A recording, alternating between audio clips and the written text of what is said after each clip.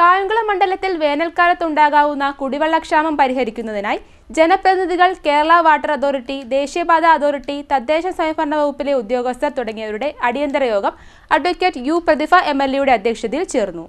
കുടിവെള്ളം മുടങ്ങാതിരിക്കുവാൻ അടിയന്തര നടപടികൾ സ്വീകരിക്കാൻ യോഗം തീരുമാനിച്ചു. കായംകുളം മണ്ഡലത്തിൽ വേനൽക്കാലത്തുണ്ടാകാവുന്ന കുടിവെള്ളക്ഷാമം പരിഹരിക്കുന്നതിന് വേണ്ടി ജനപ്രതിനിധികൾ, കേരള വാട്ടർ അതോറിറ്റി, ദേശീയപാത അതോറിറ്റി, തദ്ദേശ സ്വയംഭരണ വകുപ്പിലെ ഉദ്യോഗസ്ഥർ തുടങ്ങിയവരുടെ അടിയന്തര യോഗം അഡ്വക്കേറ്റ് യു പ്രതിഭ എംഎൽഎയുടെ അധ്യക്ഷതയിൽ ചേർന്നു.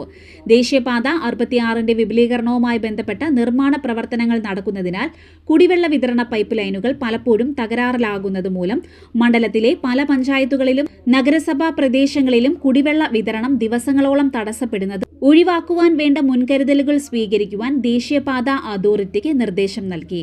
ദേശീയപാതയ്ക്ക് കുറുകെ കുടിവെള്ള പൈപ്പ് ലൈനുകൾ സ്ഥാപിക്കുന്നതിനായി 500 മീറ്റർ ഇടവിട്ട് ഡക്റ്റുകൾ സ്ഥാപിച്ചു നൽകുവാനും ദേശീയപാത അതോറിറ്റിക്ക് നിർദ്ദേശം നൽകി.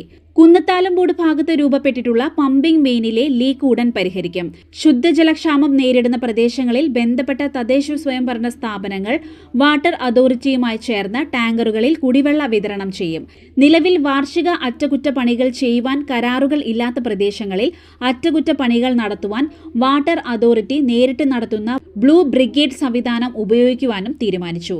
കണ്ടല്ലൂർ പഞ്ചായത്തിന്റെ പടിഞ്ഞാറൻ മേഖലകളിൽ നിലവിലുള്ള കുടിവെള്ളക്ഷാമം പരിഹരിക്കാൻ വാട്ടർ അതോറിറ്റി ആവശ്യമായ നടപടികൾ സ്വീകരിക്കും.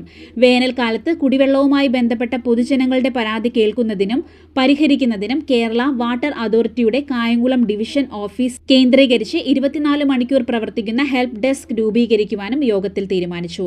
നഗരസഭാ ചെയർമാൻ ശരത് ലാൽ ബെല്ലാരി, ബ്ലോക്ക് ഗ്രാമപഞ്ചായത്ത് പ്രസിഡന്റ്മാർ, മറ്റ് ജനപ്രതിനിധികൾ, പഞ്ചായത്ത് സെക്രട്ടറിമാർ, Kerala water authority Alappuzha superintending engineer M Harikrishnan, executive engineer Muhammad Rashid, project manager S Sunil തുടങ്ങിയവർ പങ്കെടുത്തു.